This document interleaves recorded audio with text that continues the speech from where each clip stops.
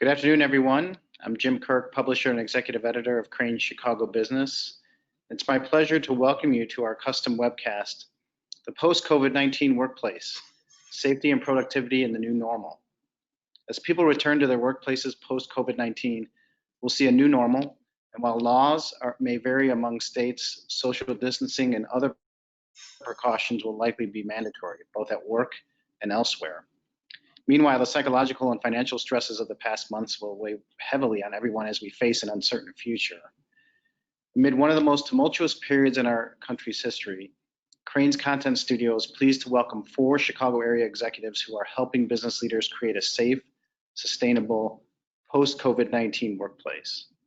Please join me in welcoming today's panelists. First, John Donahue is Executive Director of Powering Chicago, the labor partnership between the International Brotherhood of Electrical Workers, IBEW Local 134, and the Electrical Contractors Association of Chicago. He has nearly 40 years of electrical industry experience, including 26 years as director of IBEW NECA Technical Institute, where he oversaw education and training for thousands of apprentices and journey workers. Earlier in his career, he served as an apprenticeship with IBEW Local 134 before working in the field as a journeyman electrician. He holds a law degree and a doctorate in education. Next on our panel is Dr. Prudence Gorgashan, founder and CEO of Advantage Advising, a business consulting firm that counsels business clients on the psychological processes that underlie leadership and business transitions. A psychiatrist and psychoanalyst, she has 35 years of clinical work experience. She's a past dean of the Chicago Psychoanalytic Institute, which provides professional training in psychodynamic, psychotherapy, and psychoanalysis, also operating a treatment center that provides affordable mental health services to children, adolescents, and adults. She also is past president of the American Psychoanalytic Association. We also have Jason Kim, partner in the labor and employment practice group at Neil Gerber Eisenberg, a Chicago-based global law firm. He represents employers in all aspects of labor and employment law, defending them in arbitration and litigation brought under a variety of employment-related statutes, including the Fair Labor Standards Act, Title VII, the Age Discrimination in Employment Act, and the Americans with Disabilities Act. He represents and counsels clients in the full range of traditional labor matters, including litigating unfair labor practice cases before the National Labor Relations Board, negotiating labor contracts, assisting in organizing campaigns, and arbitrating grievances arising under labor contracts. And finally, Dr. Elvia Siddique is Vice President of Population Health for Advocate Aurora Health, one of the 10 largest non-for-profit integrated health systems in the United States. She provides oversight and strategic guidance into population health teams, including regional physician hospital organization medical doctors, integrated care management, process improvement, and value-based and government programs. She also provides strategic advisory support to advocates' commercial growth and employer solutions and strategy and innovations departments. She's a board-certified family medicine physician and fellow of the American Academy of Family Physicians. Welcome, everyone. So let's get right into it. I think first I'd like to hear from the group on how you and your organization are involved in shaping the post-COVID workplace.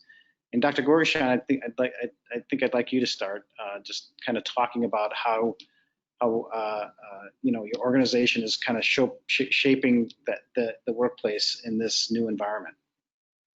Thank you. It's great to be here. I appreciate the opportunity to talk about the profound effects of COVID on the psychology of the workforce.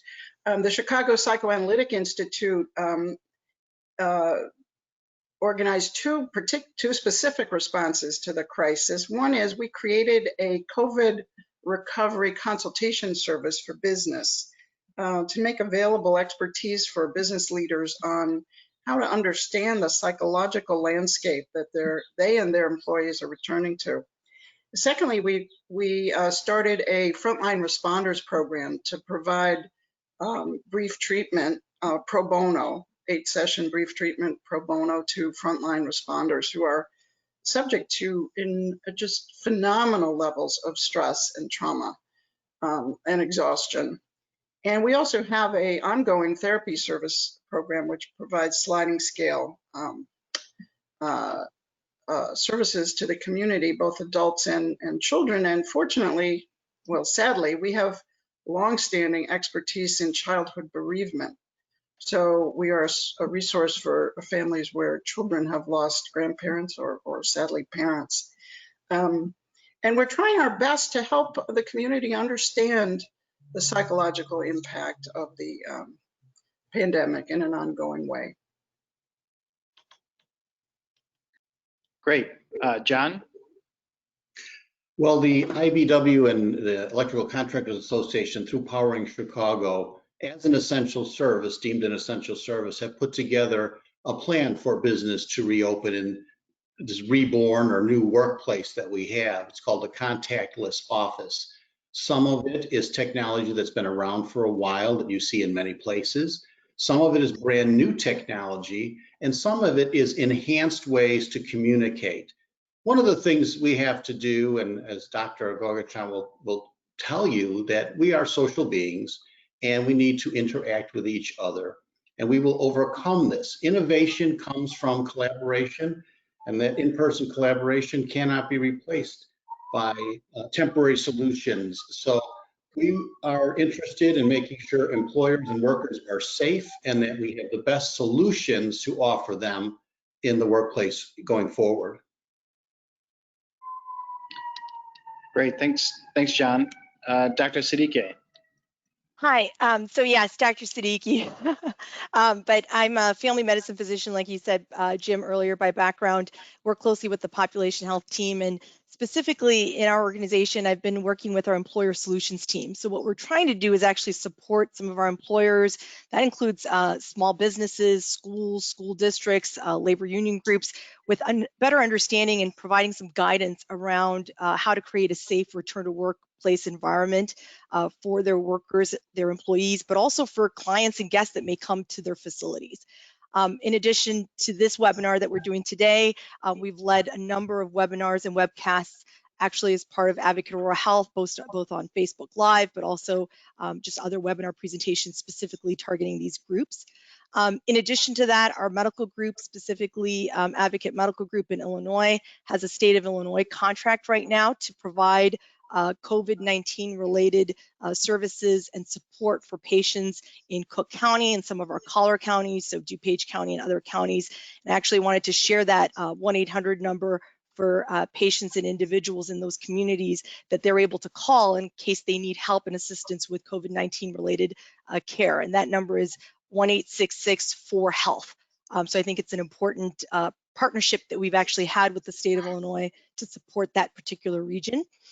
In addition, I wanted to highlight population health has been working really hard from an ambulatory care management perspective to provide support for our COVID-19 patients when they're being discharged from one of our facilities, so specifically in those transitions of care, but also when they're seen and diagnosed maybe in the emergency room setting, in urgent care clinic, or any of our clinic and ambulatory sites.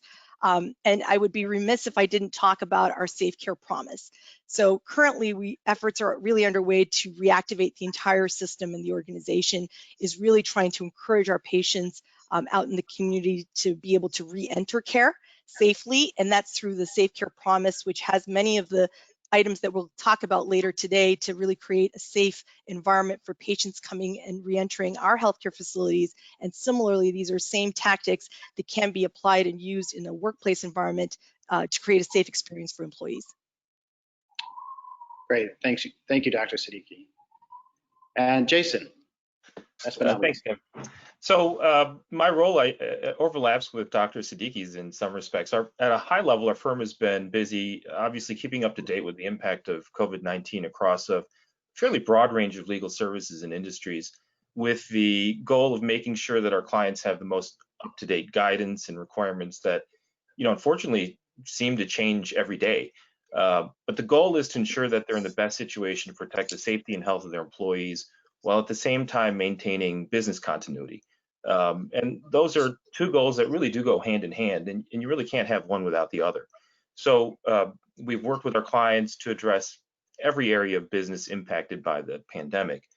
More specifically, within our labor and employment practice group, we've been navigating what really amounts to a patchwork of local, state, and federal guidance in managing the employer-employee relationship during the pandemic. And in particular, that's meant working with employers and the return to work committees to conduct hazard assessments, again, with the goal to minimize and contain that COVID exposure in the workplace while ensuring that business continuity. This would include, for example, updating and revising employer policies implicated by the pandemic, navigating some of the more difficult and unfortunate economic realities that our clients are facing, from managing furloughs and layoffs and reductions in force, to ensuring compliance with the paid leave provisions of the Families First Coronavirus Relief Act. I'm sure everyone's aware, but that statute which houses the expanded FMLA and the emergency paid sick leave requirements for employees. We've also been addressing, and in many cases, trying to come up with ways to measure and recognize employee loyalty and dedication in what really is a difficult time. And I'm sure you've all heard of COVID pay, but that's one fairly common measure, particularly for critical infrastructure businesses like in healthcare. And then we're managing the collective bargaining relationships where clients' employees are represented by labor organizations, primarily over health and safety issues. I think the current difficulty for employers is the frequency of the updates and changes to the guidance based on how quickly the situation has been evolving. So, we've got the current science, which is developing the state of the pandemic, and then the health metrics at any given time. And so the guidance evolves from the period of the rapid spread that we saw in March and April, and then we saw the gradual flattening in June, to the beginnings of what appeared to be a recovery phase in July, and now what unfortunately looks like a reversion to the state of rapid spread again in certain areas of the country, which unfortunately could include Illinois pretty soon.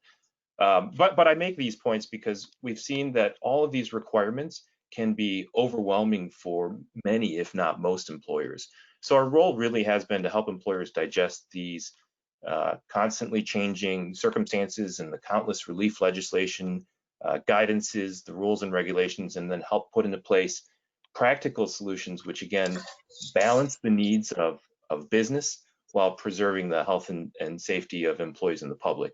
I think everyone agree that it's been a real roller coaster ride, and it's developing. And we're keeping a keen eye on the new set of relief measures that Congress should be pushing through, hopefully sometime very soon, for businesses and employees, at a time when we're settling into these further restrictions while businesses are trying to push to survive and continue to operate.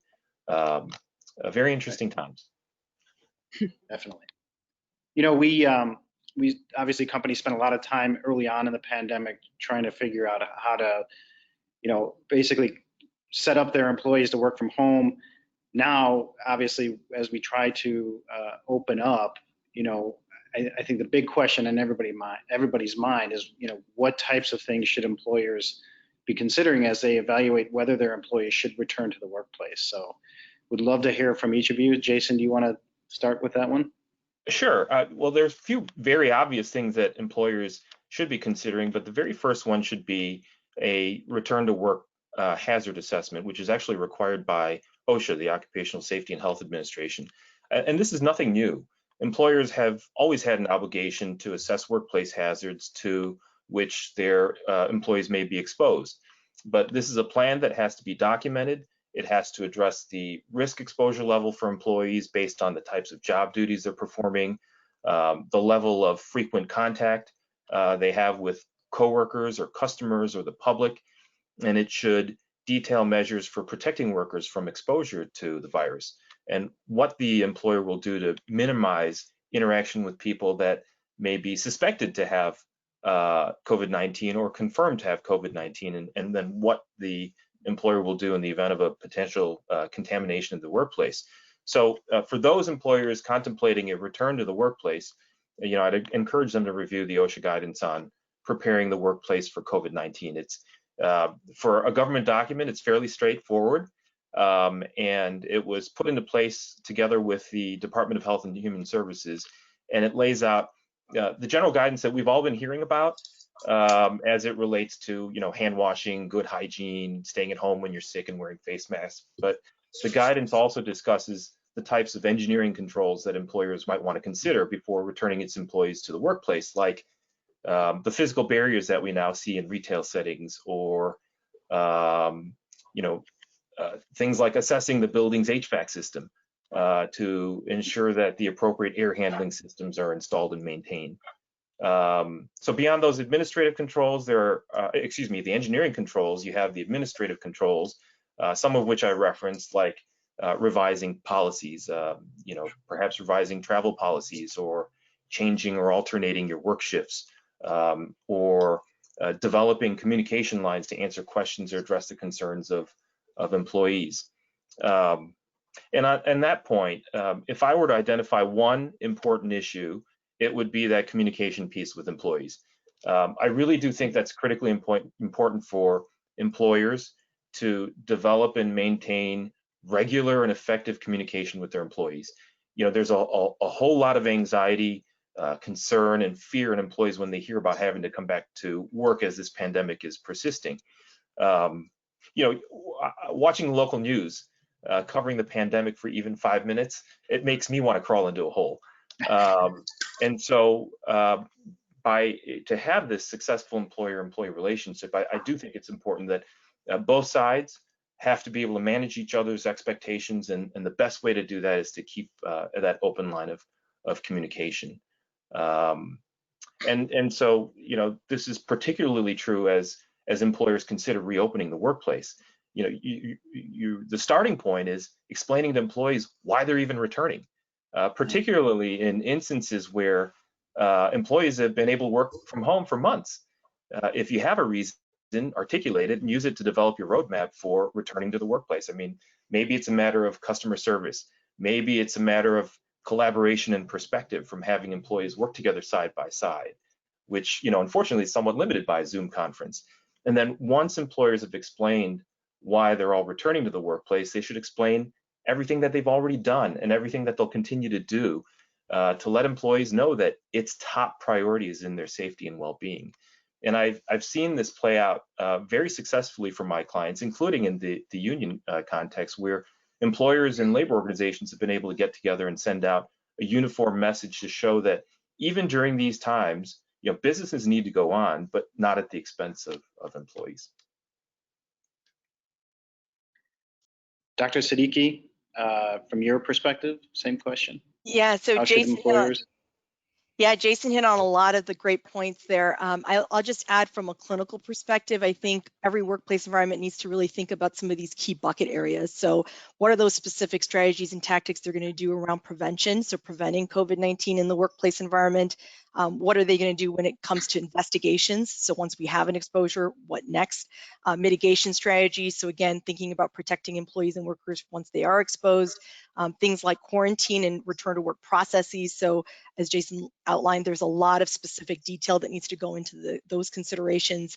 Not you're going to follow a testing or a symptom-based strategy that we'll go into a little bit further later on in our conversation today. The other thing I'll just add is, even as a large integrated health system for ourselves at Advocate Oral Health, we've got about 70,000 team members or employees, of which about 10,000 are now working remote till at least the end of the year. And so, one of the things we have to think about in every industry is, what are those job functions and responsibilities for that particular function or role that you're looking at in terms of an employee, and whether or not it can be done successfully in a remote work environment. And so if that's the case, then again, from a safety perspective, for the most part, we've been recommending and promoting remote work whenever possible. Great. John, how about from a building infrastructure standpoint? Well, I have to agree with Jason that once the hazard assessment is completed and that communication is worked out for all the employees so that they feel that they have a safe workplace to go to, there are many solutions that business can use. And business has been the driver in many of the changes we have seen lately related to this. They understand better than anyone that they are the responsible party in getting everyone back to work. So there are so many things that you can do through a building automation system. So for instance, the same device that you use to start your car that opens the doors for you, a key fob, is the same thing that could be assigned to me in my office, and I walk through the doors. The elevator knows exactly what floor my office is on. It starts the air conditioning unit, it unlocks the doors, it allows me access to those particular places.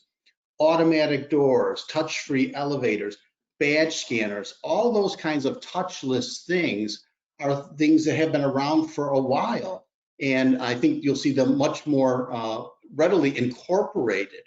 Then there's new items you'll see if you go anywhere. You'll see thermal scanners that can scan up to 30 people at a time to test their temperature. Lighting modifications in businesses. There's a lot of interest in UV lighting that disinfects surfaces, that can be portable, that can come in after work hours to disinfect everything that anyone has touched. Jason also mentioned the HVA systems and air purification systems. Those are going to be upgraded and tested regularly, more than you would have ever seen before. And that's a technology that's really going to improve the health and welfare of the people in those buildings. Along with, visitors come to your buildings and they hand their ID to the security guard. Well, that's going to be over now too. There's going to be, there's scanners that are available for you to scan that information, and then they know exactly what floor you're going to and where you're going to go as you get in that elevator. Another simple one, you see a lot of these in airports around the world, are touch-free bathrooms. You don't have to touch anything that you don't want to touch in the bathroom. The water comes on automatically, the towels are dispensed automatically, the lights go on and off automatically. Those kind of things are readily available. And in addition to that, to increase the presence of what we have, if we have to continue to do Zoom and meetings like that, wireless connectivity and audio video solutions are available. And all of that, you can find information on all of those things if you're a business interested in it in our poweringchicago.com website at Contact List Office. We have 12,000 electricians and 500 electrical contractors ready to go to install all of that to make your business very safe going into the future and keep all the workers safe. Great. Dr. Gorgashan, from your perspective, what should employers be considering? Okay, what should employers be considering from a psychological point of view?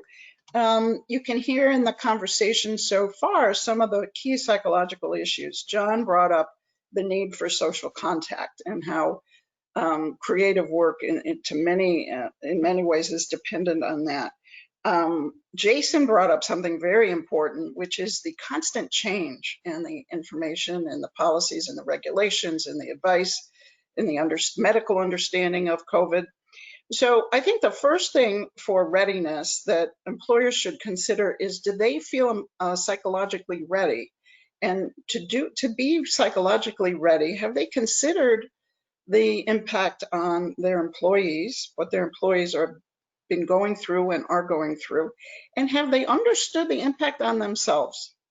What does it mean that Jason wants to go and hide in a closet after he watches the news? And what's the impact on Jason's functioning at work and his decision making of that level of anxiety? We all know this, but I'm going to emphasize it. This is an unprecedented, totally unprecedented time of uncertainty, change, novelty, existential crisis, eeriness, confusion, distraction, and we can't erase that. That's just there. And all the solutions we are talking about are important and necessary and essential. But another thing is to understand that we are in the midst of this kind of crisis environment, ongoing crisis, without a clear resolution or clear explanation. Employers need to be ready to communicate their plan clearly, as Jason emphasized, to have a plan and communicate it clearly and communicate that it will be changing because information and regulations are changing.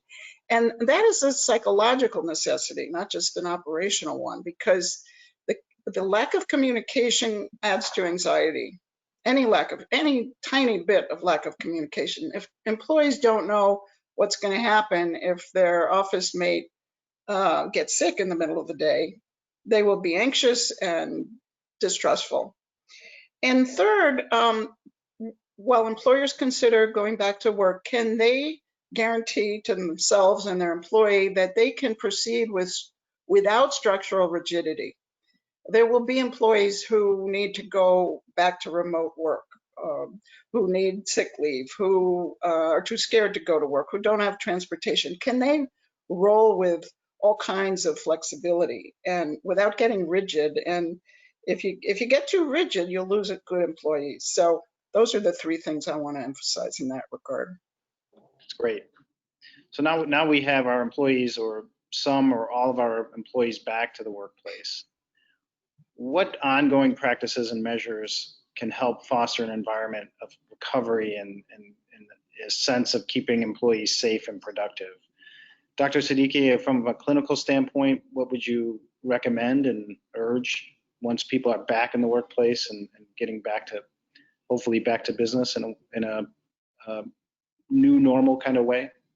Sure. So I would really emphasize prevention as much as possible. So thinking about those workplace modification steps that can really help in preventing COVID risk and exposure for employees that are coming back to the work environment. So specifically, we know that the CDC has put out COVID screening questionnaires. So this is sort of a symptom verification process that can take place. Either the employee is doing this at home before they enter into the workplace environment, or when they enter into the workplace environment.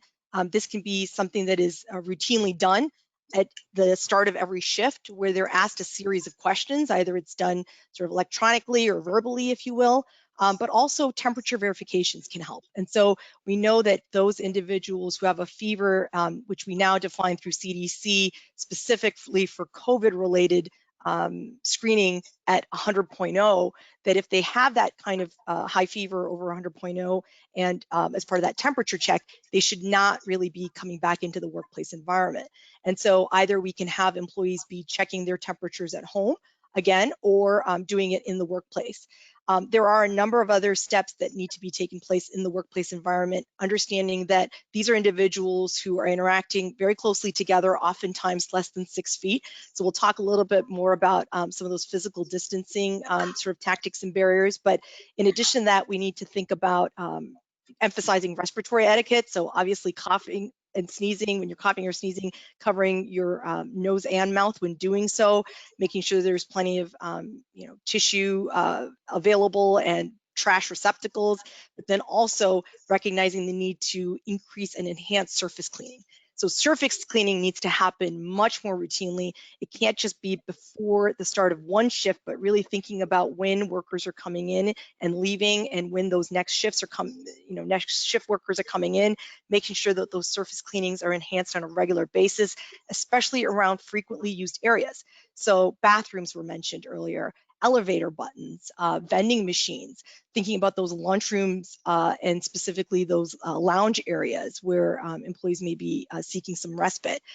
We also recommend that any cleaning agents, or specifically hand sanitizers in particular, that are being used are at least 60% alcohol-based, and that hand sanitizers and hand washing stations are set up much more frequently and in much more a higher density, if you will, in the workplace environment. They should be frequently available so that they're easy to use. The other thing to think about really is your sick policy as an employer. I'm sure my other co-panelists can talk a little bit more about that, but I do think it's incredibly important for employees to feel comfortable speaking up when they do think that they have symptoms and they don't feel well enough to return to work, that they have a sick policy that allows for some leniency, that allows them to be able to recover at home and not really expose other employees and their teammates with those same symptoms and with the COVID infection. Dr. Gorgashan, you kind of touched on some of these ideas, but going forward, once employees are sort of back in their offices, back in the workplace, what things should companies be thinking about in terms of making it ongoing, more comfortable and safe for employees? Well, first, let me start with some good news.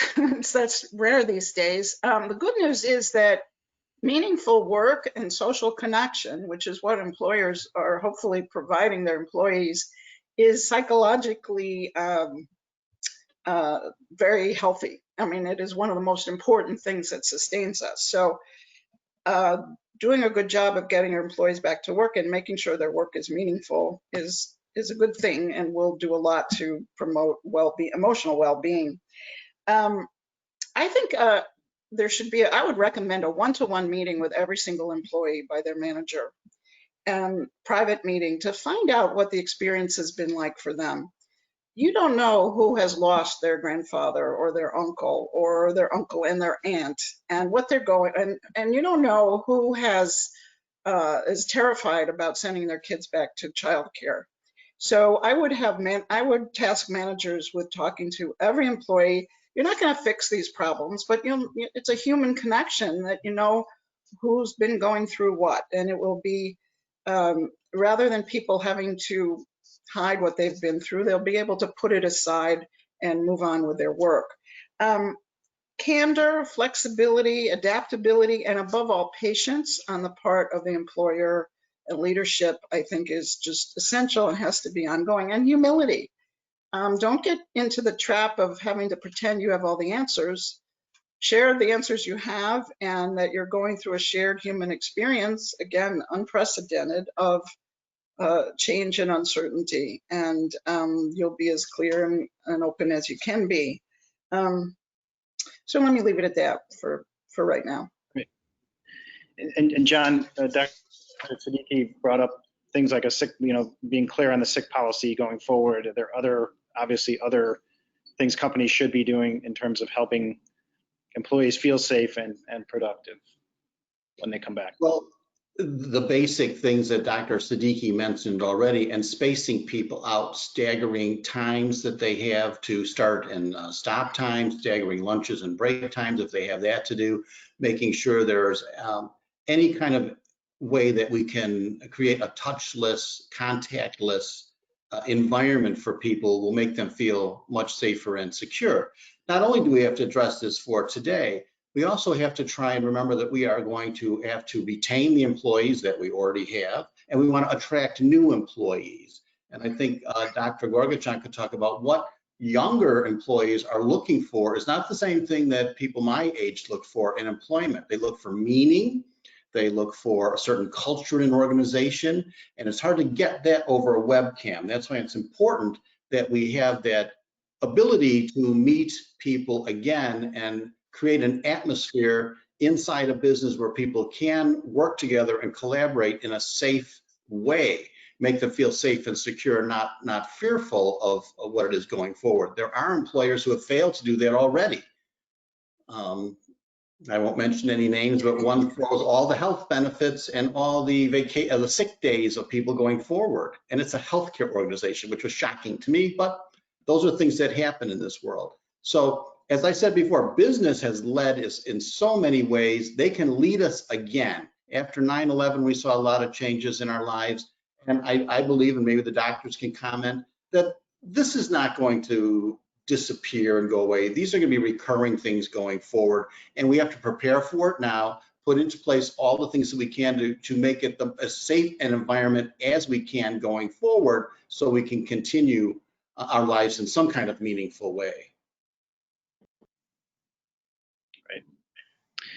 Dr. Siddique, I'd like to ask you this one more clinical question. So what is the latest guidelines, guidance in terms of masking and social distancing and other actions, specifically as it relates to the workplace?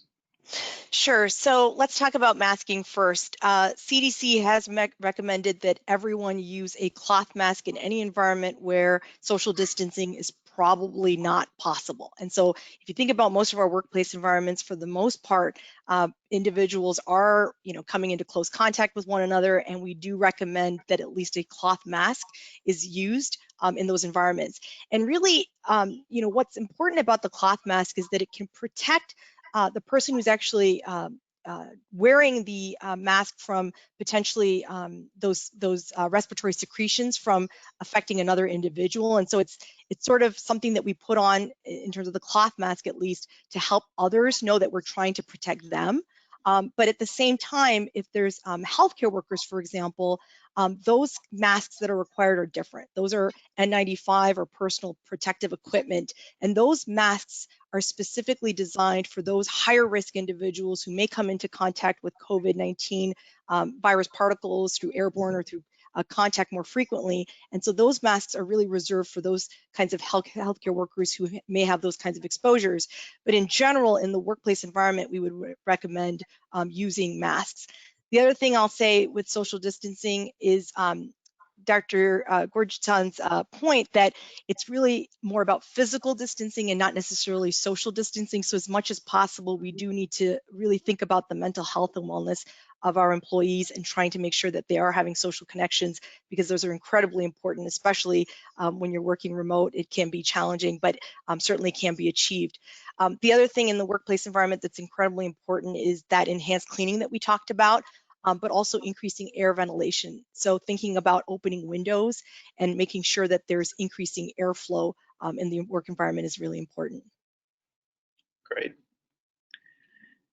Jason, a compliance question. What's an employer's risk if they don't comply with EEOC, OSHA, CDC guidelines, and other government policies and regulations? And what trends are you seeing in initial COVID-19 cases being filed against employers?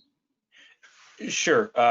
Jim, before I hit that question, I want to make one quick point, because we've been talking about the measures that employers can and should take, but something that all employers should know about is the employee training mandate.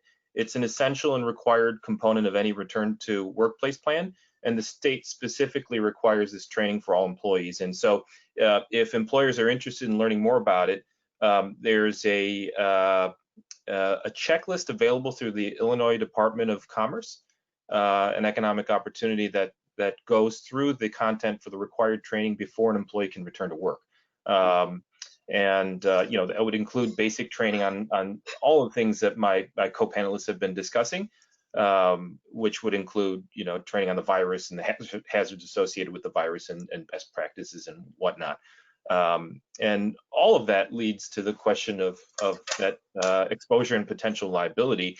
And as we've seen, the risks can be very significant.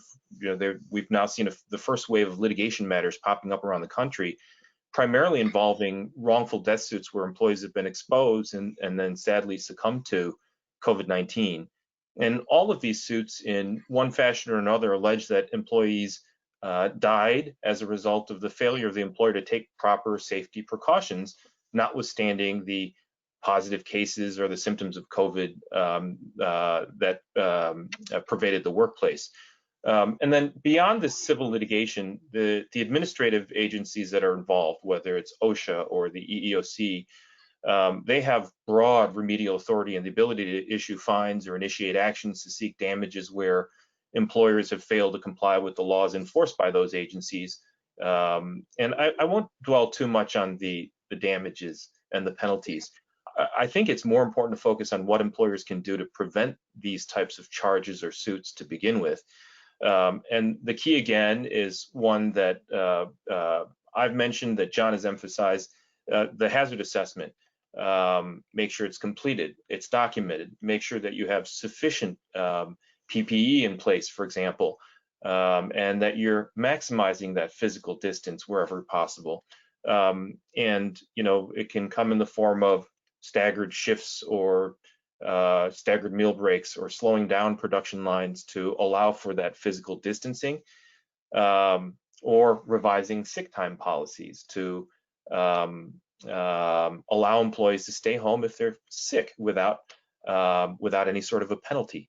Having these types of written health and safety policies and procedures, along with the appropriate employee training to ensure employees actually understand those policies and procedures, should serve as an important element of any defense to those types of claims or actions. Great. Dr. Gorgashan, I know you touched on some of the psychological impacts of COVID that employers should be aware of. Can you go a little more into detail on that? And really, what should senior leadership be aware of in terms of their own personal psychology and performance as it relates to the virus impact? Okay. Well, I have to respond to Jason's point about discussion of liability. All doctors know that you're much less likely to have a malpractice suit if you're a good person and you talk to the family openly and candidly. So I would say, in terms of managing liability, don't be a jerk. Be human. Be understanding and kind, and you are much less likely to be the object of a lawsuit. So I'll just throw that in. Again, the general psychological environment is a low-level disaster. I mean, and I say that in sort of the technical sense of disaster, which is a situation that exceeds our normal coping mechanisms and concepts. It's outside the realm of what we usually know and think and feel. Low level for most of us. It's not like we're in a combat zone with IEDs going off, but nevertheless, it's all new to a degree that is very difficult for the human mind to contemplate. So senior leadership need to know, first of all, that they too have been traumatized and affected emotionally by this. I'm thinking of the C-suite personality, which tends to be on the invincible, sometimes not too emotional side, not showing any weakness. And that could be a problem, because you need to be aware of your own anxiety, your own sense of vulnerability, of mortality. And if you're not aware of them, you're likely to be too rigid or blind to some of the information coming at you. For example, your own risk-taking assessment could be affected by being in a chronic situation now where uncertainty and risk are tremendously elevated. So you need to sort of take your own pulse first and really understand what the crisis has done to your own perception and emotional stability and decision making. And are you drinking too much? I will throw that in. There has been a tremendous increase in alcohol use during the confinement period. So everybody should look at their alcohol consumption carefully. Leaders need to tolerate risk and uncertainty at a level they probably have never been exposed to before. And again, I would emphasize we have to all learn to live with anxiety, fear, uncertainty, and risk now in a new way, and still function, still make decisions, still work. And the danger is always denial, and then sort of charging through as if everything can be the same. And I think the company that gets rid of sick leave or says you've already used it up or something is an example of an unwise dismissal of the psychological impact. Employees are experiencing all kinds of personal stress that we don't know about necessarily. That's why I recommend the one-to-one interview, conversation with each one in terms of grief and loss and fear and 4 months of screaming. I mean, my daughter is, been working with a toddler running around and trying to have Zoom meetings while he's climbing all, people have stresses that are really phenomenal. And I guess on an optimistic note, I think that we're going to learn so much from this experience, and we are going to come out a better country and a better a better working environment, better business community, better employer community if we pay attention and learn the lessons we can be learning.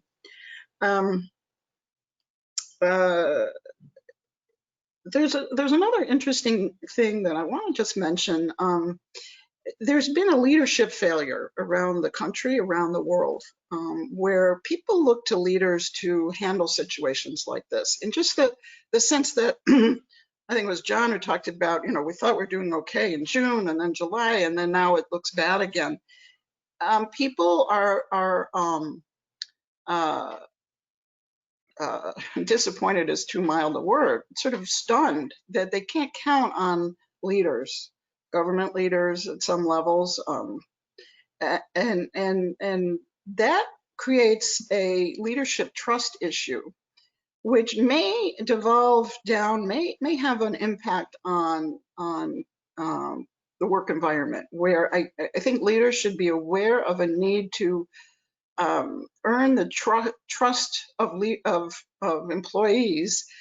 Other leaders may have disappointed people more than they have, but they are in the leadership group, and so I would look out for anything you can do to increase trust, and that involves being open, candid, and human. Great. Dr. Siddique, I wonder if you can kind of take us through what technically counts as a COVID-19 exposure and what steps should be taken if an employee tests positive for COVID in the workplace? Sure. So the definition of an exposure is really close contact within 6 feet of an individual who is confirmed or suspected positive for COVID-19 for at least 15 minutes or more. And then the other caveat there is any exposure to bodily fluids with an individual who is suspected or positive for COVID-19 would also count for a definition of an exposure. And then any investigation that an employer or from a healthcare standpoint that we do with regards to that exposure, we do need to take into account the 48-hour period before the patient actually becomes symptomatic. So it's important to also think about contact tracing, especially in that 48-hour prior period if any individual becomes symptomatic. Now, from a workplace environment standpoint, it's incredibly important if this exposure occurs in the workplace environment, first of all, that the sick employee or the employee that has symptoms is sent home immediately. If it's been about 7 days since the employee who was actually sick was in the workplace facility or environment, then no additional surface cleaning is necessary. But if it's been less than 7 days since they were in the facility, it's important that the facility is that you wait at least 24 hours before you go in and actually clean that area, that you ventilate that area as much as possible. One of the things I'll say is, even though there is that 7-day period potentially where maybe there was an employee that was exposed or had a positive COVID case in the workplace environment, many of your other employees will want to know that you did go in and clean that, even if it has been over 7 days. Right. The other thing to keep in mind is we need to make sure that any workplace environment or employer has a strategy in place with how to deal with the investigation and the management of sick employees and exposed employees. And so when we talk about a strategy, it needs to either be symptom-based or test-based. And given the national shortages that we're seeing in the testing supply, the CDC has strongly recommended and most recently came out and said we really do need to emphasize a symptom-based strategy. And so what that symptom-based strategy means is that when this patient or employee has now tested positive for COVID-19, is symptomatic, they should be quarantined for 10 days, that 10-day period. And in addition to that 10-day period, there should be at least the last 24-hour period by which the patient or employee is no longer having any respiratory symptoms, so no shortness of breath, but also is having no fevers. And by no fevers, I mean, again, that 100.0 threshold, but I also mean that includes not taking any fever-reducing medications. So that 10-day period and the 24 hours is incredibly important for those who are symptomatic.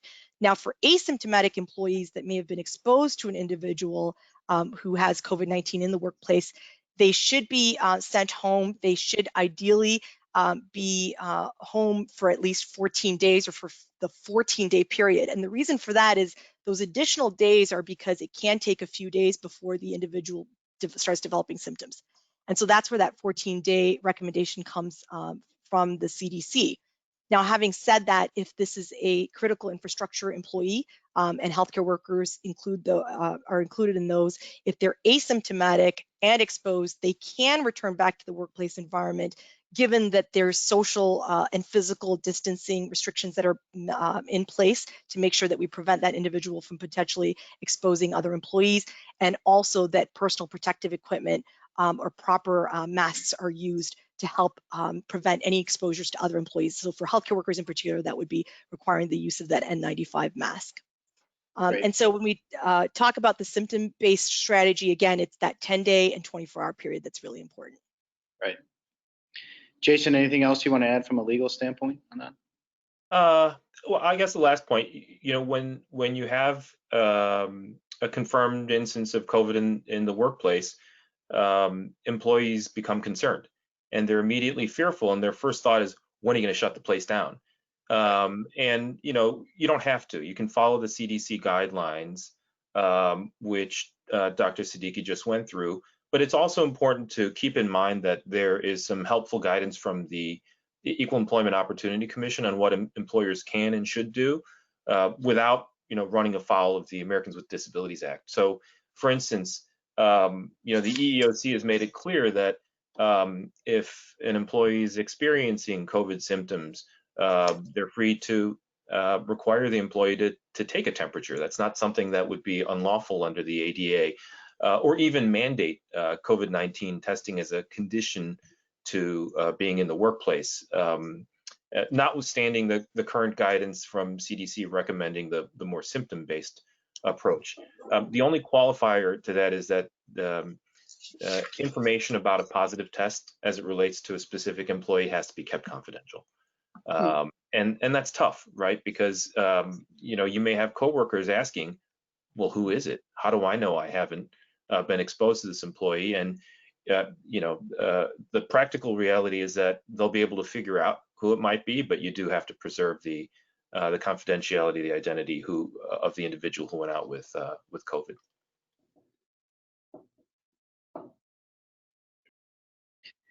John, we've talked a little bit about some of the workplace changes from the physical standpoint, but what should companies right now be thinking about in terms of those, you know, physical workplace changes? What new technologies are on the horizon that we might see very quickly here? Well, I agree with Dr. Gourguechon. It is a leadership issue from the executive suite all on to mid-level managers. Communication is very important. Everyone has to remember your most valuable asset is your workforce, and getting your workforce in a safe environment increases their productivity and efficiency. Now, going forward, there's lots of research and development going on right now. We have to remember we're only 6 or 7 months into this crisis, so there are lots of new things being developed as we go forward, and they all are going to be based on the electric grid system. So that's something that we are ready, willing, and able to do at any time. And the less contact, the better. I mean, physical touching, but in-person collaboration is really vitally important. And I would encourage anyone who's looking for business solutions to go to our contactless office suggestions and look at them and see what they can do in their office so that they can enforce that mental health, provide for the physical health, and protect themselves and protect their workers. Dr. Siddique, is there anything from a physical standpoint that we haven't talked about that you would suggest that companies should put in place? You know, the only thing I would just say is that we need to discourage sharing of desks, you know, phones, specific equipment. I really liked, I think it was John who said earlier, you know, trying to use electronic modalities and technology as much as possible for the badge in or clock in and clock out process, but also for companies to really think about how to promote a work remote environment. So what are those equipment needs for individuals that are trying to work remote? For example, you know, some of the technological equipment, but also beyond that, you know, what other things are we going to do in the workplace environment to make sure that our workers are, you know, obviously feeling safe, but also able to socialize in a meaningful way while being physically distant.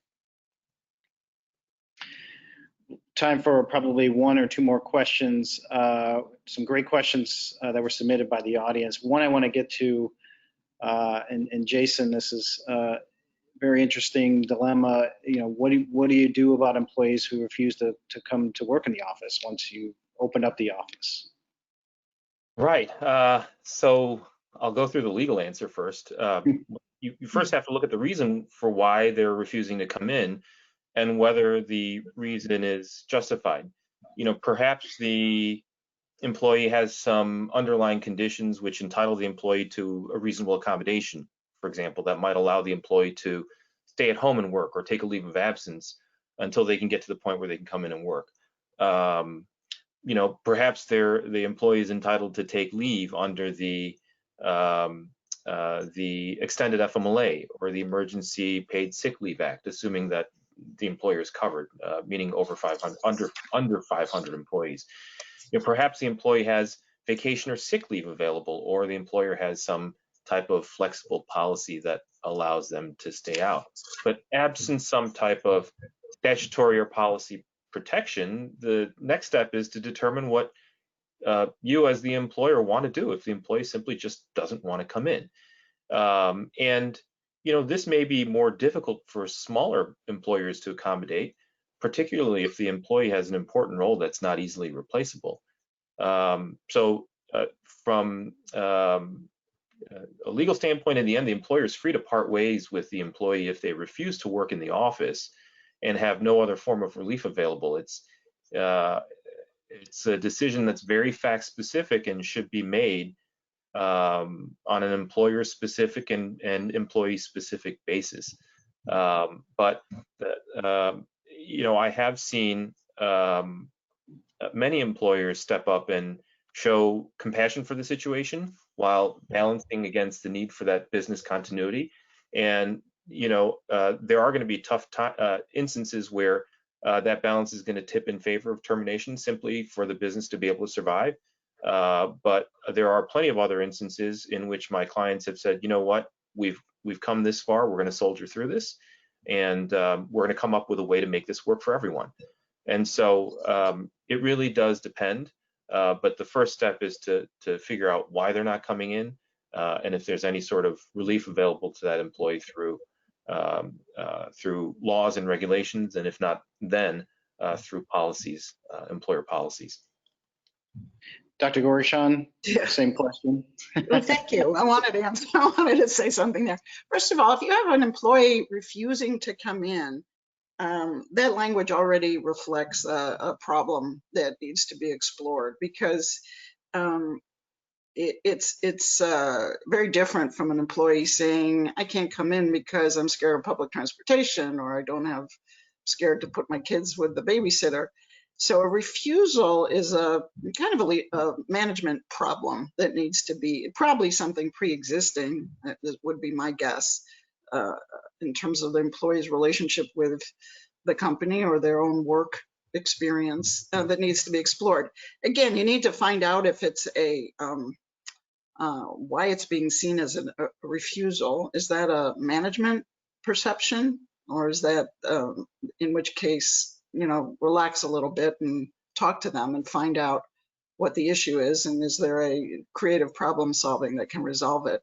If it's a true refusal, you've got a problem employee probably, or a problem manager, and like any other pre-COVID situation, needs to be dealt with in a sophisticated way. Great. Unfortunately, we're about at the end of our time. We could go on forever on this topic. Yeah. Great conversation. Thank you, Dr. Siddique, Dr. Gorgashan, John, and Jason for joining us today for a terrific conversation. I hope everyone else enjoyed the discussion and that you leave with key takeaways and crucial information that will help you in navigating your business through this strange new normal. Thank you again to our sponsors, Advocate Aurora Health, Powering Chicago, Chicago Psychoanalytic Institute, and Neil Gerber Eisenberg for making this program possible. Please stay connected with us by visiting chicagobusiness.com for more up-to-date news and insights. Thank you all for tuning in this afternoon. Stay well and enjoy the rest of the day. Thanks.